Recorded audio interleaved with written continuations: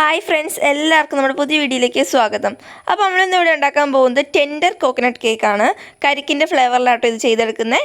അപ്പം എസൻസോ അങ്ങനെയൊന്നും വേണ്ട, നമ്മൾ നാച്ചുറൽ ആയിട്ടുള്ള കരിക്ക് വെച്ചിട്ട് തന്നെയാണ് ഇത് ചെയ്തെടുക്കുന്നത്. അപ്പോൾ നമ്മുടെ വീഡിയോയിലേക്ക് കിടക്കുന്നതിന് മുമ്പും നിങ്ങൾ നമ്മുടെ ചാനൽ ആദ്യമായിട്ടാണ് കാണുന്നതെങ്കിൽ സബ്സ്ക്രൈബ് ചെയ്യുക, വീഡിയോ ഇഷ്ടമായ ലൈക്ക് ചെയ്യുക, അഭിപ്രായങ്ങളൊക്കെ കമൻറ്റ് ചെയ്യുക. അപ്പോൾ എല്ലാവർക്കും ഹാപ്പി ഇൻഡിപെൻഡൻസ് ഡേ. അപ്പോൾ നമുക്ക് വീഡിയോയിലേക്ക് കിടക്കാം. ആദ്യം തന്നെ ഞാനിവിടെ ഒരു കേക്ക് സ്പഞ്ച് റെഡിയാക്കി എടുത്തിട്ടുണ്ട്. വാനില കേക്ക് സ്പഞ്ച് ആട്ടോ. നമ്മളിതിൻ്റെ വീഡിയോ അപ്ലോഡ് ചെയ്തിട്ടുണ്ട്. വൈറ്റ് ഫോറസ്റ്റ് കേക്കിൽ ചെയ്തേക്കുന്ന സെയിം സ്പഞ്ച് തന്നെയാണ് ഞാനിത് ബേക്ക് ചെയ്തെടുത്തിരിക്കുന്നത്. അതുകൊണ്ട് അത് നോക്കി ചെയ്താൽ മതി. അതിൻ്റെ ലിങ്ക് ഡിസ്ക്രിപ്ഷനിൽ ഇട്ടേക്കാം. അപ്പം ഞാനത് ബേക്ക് ചെയ്തിട്ട് ഒരു 3 ലെയറായിട്ട് കട്ട് ചെയ്ത് വെച്ചിട്ടുണ്ട്. ഇത് 3 ലെയറായിട്ട് കട്ട് ചെയ്ത് ഇത് ബേക്കൊക്കെ ചെയ്ത് വെച്ചിട്ട് ഇന്നലെയാണ്, തലേദിവസം ചെയ്ത് വെച്ചു. ഇതിപ്പോൾ പിറ്റേ ദിവസമായിട്ട് ഞാനിത് എടുക്കുന്നത്. അങ്ങനെ വരുമ്പോഴത്തേക്കും നമുക്ക് കേക്കിന് നല്ല അടിപൊളി ടേസ്റ്റ് ആയിരിക്കും. പിന്നെ ഒരു പ്രത്യേക ഫ്ലേവറൊക്കെ വരും. നല്ല സോഫ്റ്റ് ആൻഡ് സ്പഞ്ചി ആയിട്ടുള്ള കേക്ക് സ്പഞ്ചാണ്. അപ്പോൾ നമുക്കിത് മാറ്റി വെച്ചിട്ട് ബാക്കി പരിപാടിയിലേക്ക് കിടക്കാം. അപ്പോൾ ഞാനിവിടെ 2 ഇളനീറാണ് എടുത്തിട്ടുള്ളത്. അതിൻ്റെ ഉൾഭാഗം കാമ്പ് നമുക്ക് വേണം. അത് ഒരുപാട് അങ്ങ് ചിരണ്ടി എടുക്കല്ല കേട്ടോ. ആ വൈറ്റ് പോർഷൻ മാത്രമാണ് വരാവുള്ളൂ. ബ്രൗൺ പോർഷൻ ഒട്ടും പോലും വരല്ല, അതിന് കയ്പുണ്ട്. അപ്പം അതിൻ്റെ 2 കരിക്കിൻ്റെ ഫുള്ളായിട്ട് കാമ്പ് നമുക്ക് ആവശ്യമുണ്ട്. അപ്പോൾ 2 എണ്ണത്തിൻ്റെയും കാമ്പ് നമുക്ക് എടുക്കാം. പിന്നെ ഈ 2 കരിക്കിൻ്റെയും വെള്ളം നിങ്ങൾ കളയരുത്. വെള്ളം നമുക്ക് സ്റ്റോർ ചെയ്ത് വെക്കണം ഷുഗർ സിറപ്പ് ഉണ്ടാക്കാനായിട്ട്. 2 കരിക്കിൻ്റെയും വെള്ളം കറക്റ്റായിരുന്നു കേട്ടോ. നിങ്ങളൊന്ന് വേണമെങ്കിൽ കപ്പിൽ അളന്ന് നോക്കുക. ഒരു കപ്പ് വെള്ളമൊക്കെ മതിയാകും. അത് ആദ്യം തന്നെ എടുത്തു വെക്കണം. അപ്പം ഞാനിതിൻ്റെ കാമ്പെല്ലാം എടുത്തു വെച്ചിട്ടുണ്ട്. അപ്പോൾ ഇതിൽ ഒരു 2-3 പീസ് എടുത്തിട്ട് നമുക്ക് ചെറുതായിട്ട് കട്ട് ചെയ്ത് കൊടുക്കണം കത്രിക വെച്ചിട്ട്. അത് നമുക്ക് ഉള്ളിൽ കടിക്കാൻ കിട്ടാനായിട്ട് ഇടാനാണ്. അപ്പം ചെറിയ ചെറിയ പീസായിട്ട് മുറിച്ചെടുക്കാം. ഒരുപാട് എടുക്കണ്ട, ഒരു കുറച്ചൊക്കെ മതി. അത്യാവശ്യം ഒരു ഊഹം അറിയാമല്ലോ, നമുക്ക് 2 ലെയറിൽ ഇട്ടാൽ മതി. അപ്പോൾ അതിനുള്ള കരിക്കിൻ്റെ പീസസ് നമുക്ക് കട്ട് ചെയ്തെടുക്കാം. എന്നിട്ട് അതും അവിടെ മാറ്റി വയ്ക്കാം. ഇനി നമുക്ക് നമ്മുടെ കരിക്കിൻ്റെ പൾപ്പ് എടുത്തിട്ട് ബാക്കി നമ്മൾ മുറിക്കാത്ത പീസില്ലേ അതെടുത്ത് മിക്സിയുടെ ജാറിലിട്ടിട്ട് അരച്ചെടുക്കുക. എന്നിട്ട് അതിലേക്ക് കണ്ടൻസ്ഡ് മിൽക്ക് ചേർത്താണ് അരക്കേണ്ടത്. എൻ്റെ കയ്യിൽ കണ്ടൻസ്ഡ് മിൽക്ക് ഇല്ലാത്തതുകൊണ്ട് ഞാൻ വീട്ടിൽ തന്നെ ഉണ്ടാക്കിയെടുത്തു. അത് എല്ലാവരും തന്നെ ഇട്ടിട്ടുണ്ട് കേട്ടോ. കണ്ടൻസ്ഡ് മിൽക്കിൻ്റെ റെസിപ്പി നിങ്ങളും ജസ്റ്റ് സെർച്ച് ചെയ്ത് നോക്കിയാൽ മതി. എന്നിട്ട് ഞാനിത് നന്നായിട്ട് അരച്ചെടുത്തിട്ടുണ്ട്. നല്ലതായിട്ട് അരച്ചെടുക്കണം, നല്ല പേസ്റ്റ് പോലെ. ഇടയ്ക്ക് ഇച്ചിരി ഇതായാലും കുഴപ്പമില്ല. എന്നാലും നമ്മൾ ക്രീമിലേക്കൊക്കെ ചേർക്കുമ്പോൾ നന്നായിട്ട് തന്നെ അരച്ചെടുക്കണം. അപ്പോൾ ഇതുകൊണ്ട് ഇതാട്ടെ ഇതിൻ്റെ കട്ടി. ഈ ഒരു കട്ടിയിൽ കിട്ടണം, അല്ലെങ്കിൽ നമ്മുടെ ക്രീമൊക്കെ ലൂസായി പോകും. അപ്പോൾ ഇത് നമുക്ക് എടുത്ത് മാറ്റി വയ്ക്കാം. ഇനി നമുക്ക് ഷുഗർ സിറപ്പ് ഉണ്ടാക്കാം. അതിനായിട്ട് ഞാൻ കരിക്കിൻ്റെ വെള്ളം മാറ്റി വെച്ചിട്ടുണ്ടായിരുന്നു. ഇത് 1 കപ്പ് കരിക്കിൻ്റെ വെള്ളമുണ്ട്. അതിലേക്ക് ഒരു 2 സ്പൂൺ അളവിൽ പച്ചവെള്ളം, നമ്മൾ സാധാ പച്ചവെള്ളം ചേർത്ത് കൊടുക്കണം. അല്ലെങ്കിൽ ചെറിയൊരു കയ്പുണ്ടാവും. അതാണ് ഞാൻ രണ്ടാമത് ചേർത്ത് കൊടുത്തേ. പിന്നെ ഇതിലേക്ക് കുറച്ച് പഞ്ചസാര ചേർത്ത് കൊടുക്കണം. കരിക്കിൻ്റെ വെള്ളത്തിന് നല്ല മധുരം ഉണ്ടെങ്കിൽ 1 സ്പൂണൊക്കെ ചേർത്താൽ മതി. പിന്നെ നമ്മൾ ഷുഗർ സിറപ്പ് ആയതുകൊണ്ട് ഞാനിവിടെ കരിക്കിൻ്റെ വെള്ളത്തിന് അത്യാവശ്യം മധുരമുണ്ട്, എന്നാലും ഒരു 3-4 ടേബിൾ സ്പൂൺ അളവിൽ പഞ്ചസാര ചേർക്കുന്നുണ്ട്. കാരണം കേക്കിന് ഞാൻ അത്ര മധുരം ചേർത്തിട്ടില്ലായിരുന്നു. ഇനി നമുക്ക് ഇത് നന്നായിട്ട് തന്നെ ബോയിൽ ചെയ്തെടുക്കാം. പഞ്ചസാരയൊക്കെ മെൽറ്റ് ആവുന്നവരെ ബോയിൽ ചെയ്തിട്ട് കൊണ്ടുവരാം. ഒരു തരി പോലും കാണല്ലേ പഞ്ചസാരയുടെയൊക്കെ. എന്നിട്ട് ഇത് ചൂടാറാനായിട്ട് നമുക്ക് മാറ്റി വയ്ക്കാം. ഇനി നമുക്ക് ക്രീം ബീറ്റ് ചെയ്തെടുക്കാം. ഞാനിവിടെ 1 കപ്പ് അളവിൽ ക്രീം എടുത്തിട്ടുണ്ട്. അത് ബീറ്റ് ചെയ്തെടുക്കുക. കൂടുതൽ ഡെക്കറേഷനൊക്കെ വേണമെങ്കിൽ ഒരു 1.25 കപ്പ് അല്ലെങ്കിൽ 1.5 കപ്പ് അളവിൽ ക്രീം എടുക്കണം. ഞാനിവിടെ ഡെക്കറേഷൻസ് ഒന്നും അധികം ചെയ്യുന്നില്ല, അതുകൊണ്ട് 1 കപ്പ് അളവിൽ ക്രീം കറക്റ്റ് ആട്ടോ. ഇനി നല്ല സ്റ്റിഫാവുന്ന വരെ ബീറ്റ് ചെയ്തെടുക്കണം. ഇപ്പോൾ നല്ല സ്റ്റിഫായിട്ട് വന്നിട്ടുണ്ട്, സ്റ്റിഫ് പീക്സ് ആയിട്ട് വന്നിട്ടുണ്ട്. ഇനി നമുക്കിതിലേക്ക് നമ്മൾ നേരത്തെ അരച്ച് വെച്ച പൾപ്പുണ്ടല്ലോ കരിക്കിൻ്റെ, അത് ഒരു 3-4 സ്പൂൺ ചേർത്ത് കൊടുക്കാം. ഒരുപാട് ചേർത്താൽ ലൂസായി പോകും. അതുകൊണ്ട് ഞാൻ എന്താ ചെയ്യുന്നതെന്ന് ചോദിച്ചാൽ ഫ്രോസ്റ്റിങ്ങിന് വേണ്ടിയിട്ടുള്ള ക്രീം മാറ്റി വയ്ക്കുകയാണ്. ക്രം കോട്ട് വരെയുള്ള ക്രീം മാത്രമാണ് ഒരു ബൗളിലേക്ക് മാറ്റുന്നുള്ളൂ. അതിന് മാത്രം ഫ്ലേവർ കൊടുക്കാം, മറ്റേതിന് ഫ്ലേവർ കൊടുക്കുന്നില്ല. അപ്പോൾ ഞാൻ ബാക്കിയുള്ളത് മാറ്റി വെച്ചിട്ടുണ്ട്. എന്നിട്ട് ഇതിലേക്ക് കരിക്കിൻ്റെ പൾപ്പ് ഒരു 3-3.5 സ്പൂൺ അളവിൽ ചേർത്തു എന്ന് തോന്നുന്നു. അത്രയും ചേർത്തിട്ടുണ്ട്. കാരണം ഒരുപാട് ചേർത്താൽ ലൂസായി പോകും. ചെറുതായിട്ട് ലൂസായിരുന്നു, എന്നാലും കുഴപ്പമില്ല. നമ്മൾ ഫ്രോസ്റ്റിങ്ങിനായിട്ടുള്ള മാറ്റി വെച്ചിട്ടുണ്ടല്ലോ, അപ്പം അത് നല്ല തിക്കായിട്ടിരുന്നാൽ മതി. അപ്പോൾ നമുക്ക് ഐസിങ് ചെയ്യാൻ എളുപ്പമുണ്ടാവും. ഇനി ജസ്റ്റ് ഒന്ന് നമുക്ക് ബീറ്റ് ചെയ്തെടുക്കാൻ, നന്നായിട്ട് മിക്സായി കിട്ടാനാണ്. ഇനി നമുക്ക് ഈ പൾപ്പ് ചേർത്ത ക്രീം നമുക്കൊരു പൈപ്പിംഗ് ബാഗിലേക്ക് മാറ്റാം, ഐസിങ് ചെയ്യാനായിട്ടാണ് കേട്ടോ. ഇനി പൈപ്പിംഗ് ബാഗിലേക്ക് മാറ്റിയില്ലെങ്കിലും കുഴപ്പമില്ല.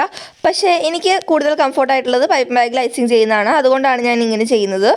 ഇനി നമുക്ക് ഐസിങ് സ്റ്റാർട്ട് ചെയ്യാം. അതിനായിട്ട് ഞാൻ ഒരു ടേൺ ടേബിളിലേക്ക് ഒരു കേക്ക് ബോർഡ് വെച്ച് കൊടുത്തിട്ടുണ്ട്. അതിൻ്റെ മുകളിൽ നമ്മൾ ഇപ്പോൾ പൈപ്പിംഗ് ബാഗിലേക്ക് മാറ്റിയ ക്രീം കുറച്ച് ചേർത്ത് കൊടുത്തിട്ട് ജസ്റ്റ് ഒന്ന് സ്പ്രെഡ് ചെയ്ത് കൊടുക്കാം. കാരണം കേക്ക് തെന്നി പോകാതിരിക്കാനാണ് നമ്മൾ ഐസിങ് ചെയ്യുമ്പം. അല്ലെങ്കിൽ ചെരിഞ്ഞൊക്കെ പോകാൻ ചാൻസ് ഉണ്ട്. അപ്പം നന്നായിട്ട് തന്നെ സ്പ്രെഡ് ചെയ്ത് കൊടുക്കാം. ഇനി അതിൻ്റെ മുകളിലേക്ക് ഫസ്റ്റ് ലെയർ വെച്ച് കൊടുക്കാം. ഫസ്റ്റ് ലെയർ എന്ന് പറഞ്ഞാൽ നടുക്കത്തെ ലെയർ വെച്ച് കൊടുക്കണം. അത് കഴിഞ്ഞിട്ട് അതിൻ്റെ മുകളിലേക്ക് നമ്മൾ ഷുഗർ സിറപ്പ് റെഡിയാക്കി വെച്ചിട്ടില്ലേ കരിക്കിൻ്റെ, അത് നമുക്ക് ചേർത്ത് കൊടുക്കാം. കരിക്കിൻ്റെ വെള്ളം നന്നായിട്ട് തന്നെ വെറ്റ് ചെയ്ത് കൊടുക്കണം. ഒരുപാട് വെറ്റ് ചെയ്ത് കൊടുത്താൽ നമ്മൾ ഫ്രിഡ്ജിൽ വെച്ച് കഴിയുമ്പോഴത്തേക്കും വെള്ളം ഇങ്ങനെ പുറത്ത് വരും, ക്രീമിൽ നിന്നൊക്കെ പുറത്ത് വരും. ഒരുപാട് വെറ്റ് ചെയ്യേണ്ട, അത്യാവശ്യം സോഫ്റ്റ് ആവാൻ വേണ്ടിയിട്ട് ഒഴിച്ചു കൊടുക്കാം. എല്ലാ ഭാഗത്തും നല്ല ഈവനായിട്ട് തന്നെ സ്പ്രെഡ് ചെയ്ത് കൊടുക്കണം. ഇനി നമുക്ക് ഇതിൻ്റെ മുകളിലേക്ക് നമ്മൾ നേരത്തെ റെഡിയാക്കി വെച്ച ക്രീം ഇതിലേക്ക് ചേർത്ത് കൊടുക്കാം. കണ്ടത് ഇച്ചിരി ലൂസായിട്ടുള്ള ക്രീമാണ്, അതുകൊണ്ട് ഫ്രോസ്റ്റിങ്ങിനായിട്ട് ആദ്യം തന്നെ ക്രീം മാറ്റി വെച്ചിട്ട് ബാക്കിയുള്ളതിൽ മാത്രം പൾപ്പ് ചേർത്താൽ മതി കേട്ടോ. എന്നിട്ട് നമുക്ക് സ്പ്രെഡ് ചെയ്ത് കൊടുക്കാം. അപ്പോൾ ഞാൻ സ്പ്രെഡ് ചെയ്യുന്നതിന് മുമ്പം ക്രീമിൻ്റെ കൂടെ മിക്സ് ആയിക്കോട്ടെ എന്ന് എഴുതിയിട്ട് നമ്മൾ നേരത്തെ അരച്ച് വെച്ച പൾപ്പുണ്ടല്ലോ അത് ചേർത്ത് കൊടുക്കാം. പൾപ്പ് മാത്രമായിട്ടുള്ള, അപ്പോൾ ഇത് എല്ലാ സൈഡിലേക്ക് ഈവനായിട്ട് കിട്ടിക്കോളും സ്പ്രെഡ് ചെയ്യുന്നതിന് മുമ്പം. അങ്ങനെ ഞാൻ ചേർത്ത് കൊടുത്തിട്ടുണ്ട്. അല്ലെങ്കിൽ നിങ്ങൾക്ക് ആ പൾപ്പ് വേണമെങ്കിൽ ക്രീം തേക്കുന്നതിന് മുമ്പ് ചേർത്ത് കൊടുക്കാം. ഞാനിപ്പം പൾപ്പ് ക്രീം തേച്ച് കഴിഞ്ഞിട്ടും കുറച്ച് ചേർത്തിട്ടുണ്ട്, പിന്നെ ക്രീം ഐസിങ് ചെയ്തുകൊണ്ടിരിക്കുമ്പോഴും ഇടയ്ക്ക് ചേർത്തിട്ടുണ്ട്. അപ്പോൾ നല്ല ഫ്ലേവർ കിട്ടും. നമുക്ക് സൈഡും കൂടി ഒന്ന് സ്ക്രാപ്പ് ചെയ്ത് കൊടുക്കുക. അപ്പോൾ നമുക്ക് അടുത്ത ലെയർ വയ്ക്കുമ്പോൾ എവിടെയാണ് വെക്കേണ്ടതെന്ന് കൃത്യമായിട്ട് നമുക്ക് മനസ്സിലാകും, ലെവൽ മാറിപ്പോവില്ല. അപ്പോൾ ഇനി ഇതിൻ്റെ മുകളിലേക്ക് നമുക്ക് കരിക്കിൻ്റെ പീസസ് ഇട്ട് കൊടുക്കാം. നമ്മൾ നേരത്തെ കട്ട് ചെയ്ത് വെക്കണമെന്ന് പറഞ്ഞില്ലേ, ആ പീസസ്. അപ്പോൾ നമുക്ക് കടിക്കാൻ കിട്ടും. കേക്ക് കഴിക്കുമ്പോൾ ഒരു പ്രത്യേക ടേസ്റ്റ് ആയിരിക്കും കേട്ടോ. അപ്പോൾ ഇനി ഇതിൻ്റെ മുകളിലേക്ക് നമുക്ക് നെക്സ്റ്റ് ലെയർ എടുത്ത് വെച്ച് കൊടുക്കാം. നെക്സ്റ്റ് ലെയർ എന്ന് പറഞ്ഞാൽ ഞാൻ വെക്കുന്നത് ഏറ്റവും മുകളിലത്തെ ലെയറാട്ടോ. താഴത്തെ ലെയർ നമുക്ക് ഫസ്റ്റ് വെക്കണം. അപ്പോൾ ഏറ്റവും മുകളിലത്തെ ലെയർ നമുക്ക് നടുക്കായിട്ട് വെച്ച് കൊടുക്കാം. ഇനി ഇതിൻ്റെ മുകളിലും ഷുഗർ സിറപ്പ് അപ്ലൈ ചെയ്ത് കൊടുക്കാം. നന്നായിട്ട് തന്നെ ഷുഗർ സിറപ്പ് എല്ലാ ഭാഗത്തും ഒരുപോലെ എത്തിക്കണം.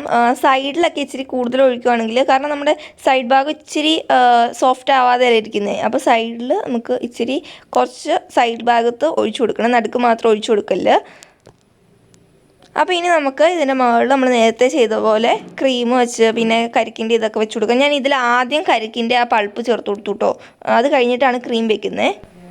ഇനി നമുക്ക് ഈ ക്രീമും ഒന്ന് സ്പ്രെഡ് ചെയ്ത് കൊടുക്കണം. എന്നിട്ട് നമ്മൾ നേരത്തെ ലെയറിൽ ചെയ്ത പോലെ തന്നെ അതിൻ്റെ മുകളിൽ കരിക്കിൻ്റെ പീസസ് ഇട്ട് കൊടുക്കാം. ബാക്കി ഉള്ള കരിക്കിൻ്റെ പീസസ് ഫുൾ ഇതിൽ ഇട്ട് കൊടുക്കണം. പിന്നെ അതുപോലെ തന്നെ പൾപ്പും നമ്മൾ ഇതിലേക്ക് മുഴുവനായിട്ടും ചേർത്ത് കൊടുക്കണം. കാരണം ഇനി നമ്മൾ പൾപ്പൊന്നും ചേർക്കുന്നില്ല, അപ്പോൾ ഇതിലേക്ക് പൾപ്പും കരിക്കിൻ്റെ പീസസും ബാക്കിയുള്ളത് മുഴുവനായിട്ട് നമ്മൾ ഇതിലേക്ക് ചേർത്ത് കൊടുക്കണം.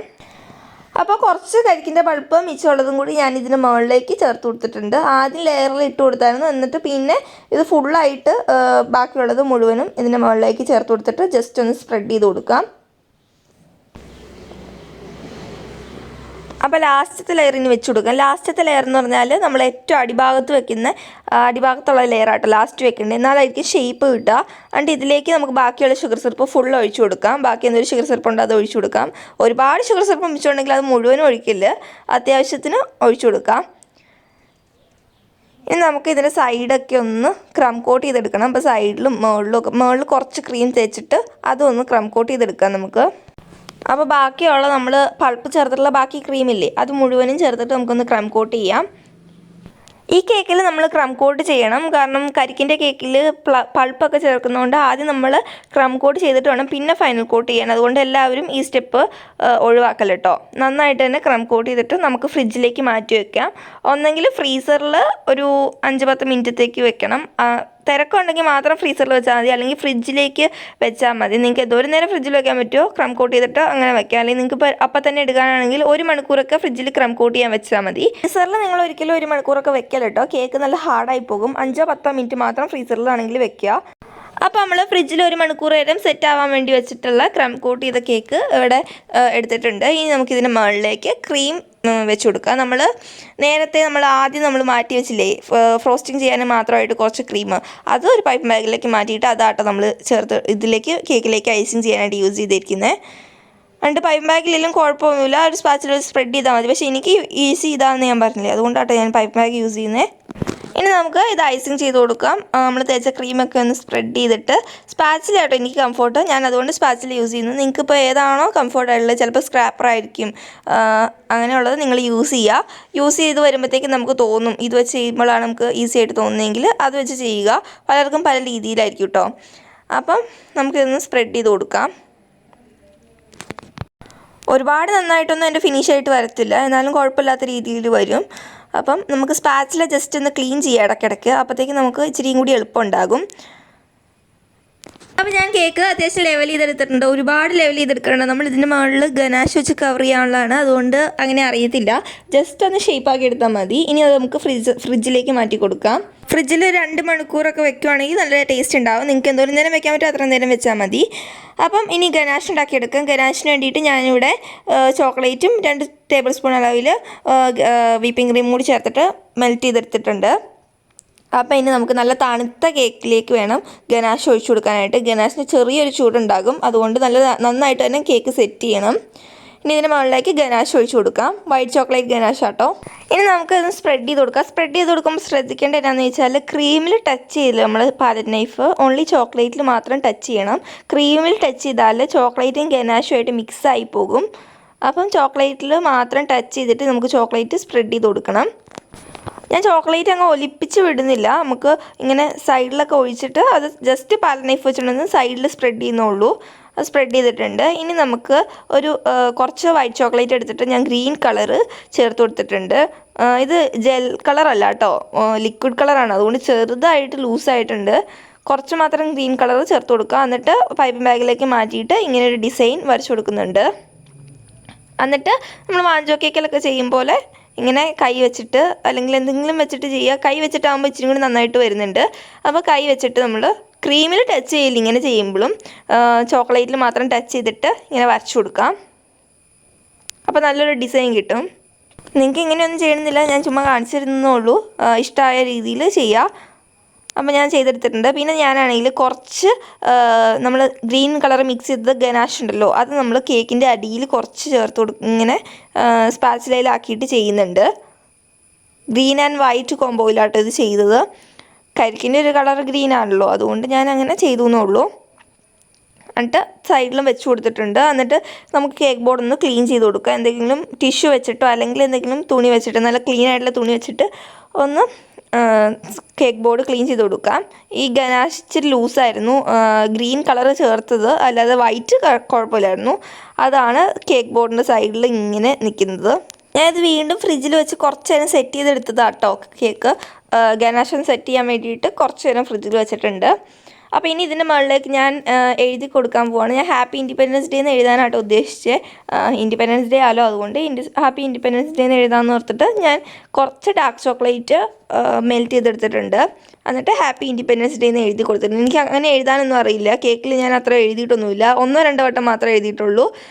അത് മാത്രമല്ല കേക്കിൽ എഴുതുമ്പം ഇച്ചിരി പാടാട്ടോ. എക്സ്പീരിയൻസ് ഉള്ളവർക്ക് നല്ല അടിപൊളിയായിട്ട് എഴുതാൻ പറ്റും. ആദ്യമൊക്കെ എഴുതുമ്പോഴത്തേക്കും ഭയങ്കര കുളമായിട്ടായിരിക്കും കിട്ടുന്നത്. അപ്പം ഞാനാണെങ്കിൽ ചോക്ലേറ്റ് വെച്ചിട്ട് ചുമ്മാ കുറച്ച് ഹേർട്സും വരച്ച് കൊടുക്കുന്നുണ്ട്. അപ്പോൾ നമ്മുടെ കേക്ക് ഇവിടെ റെഡി ആയിട്ടുണ്ട്. ഇനി ഇത് വേണമെങ്കിൽ ഫ്രിഡ്ജിലേക്ക് വെക്കാം, 1-2 മണിക്കൂർ. ഫ്രിഡ്ജിലേക്ക് എന്തോരം നേരം വെക്കുന്നോ അപ്പോഴത്തേക്ക് നമ്മുടെ കേക്ക് സെറ്റാവും. കേക്ക് എന്തോരം നേരം ഇരിക്കുന്നോ അത്രയും ടേസ്റ്റ് കൂടത്തുള്ളൂ. അപ്പം ഞാനിത് 1 മണിക്കൂർ നേരത്തേക്ക് ഫ്രിഡ്ജിൽ വെച്ചിട്ടുണ്ട്. അത് കഴിഞ്ഞിട്ടാട്ടോ കട്ട് ചെയ്യുന്നത്. അപ്പോൾ കട്ട് ചെയ്യുന്നുണ്ട്. നല്ല സോഫ്റ്റ് കേക്കാണ്, നിങ്ങൾക്ക് കട്ട് ചെയ്യുമ്പോൾ മനസ്സിലാവും. അടിപൊളി സോഫ്റ്റ് ആയിട്ടുള്ള കേക്കാട്ടോ.